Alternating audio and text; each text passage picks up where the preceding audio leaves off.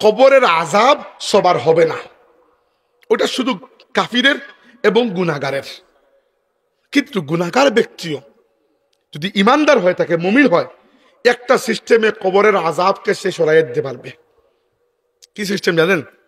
আল্লাহর রাসূল বলেছেন সূরাতু তাবারাক মানিআতুম মিন আযাবিল কবরি। সূরা তাবারাকাল্লাযী অর্থাৎ সূরা মুলক যে তিলাওয়াত করে নিয়মিত, আল্লাহ তার কবরের আযাবকে মাফ করে দেন। সুবহানাল্লাহ। সূরা মুলক কিন্তু মাত্র 2টা রুকু, যদি চেষ্টা করেন এক সপ্তাহ পড়লে মুখে বসে যাবে। মুখস্থ যদি নাও বা করতে পারেন, আপনি এশার নামাজের পর থেকে নিয়ে রাতে ঘুমানোর আগ পর্যন্ত যে কোনো সময় আপনার সুবিধা মতো সূরা মুলকটা তিলাওয়াত করে রাখেন।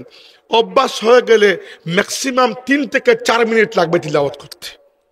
ওকে 5 মিনিট ধরলাম, 10 মিনিট, প্রত্যেক দিন 10 মিনিট খরচ করে হাজারো বছরের কবরের আযাব থেকে যদি আপনি বেঁচে যান, এই সওদা কি লাভের না লোকসানের?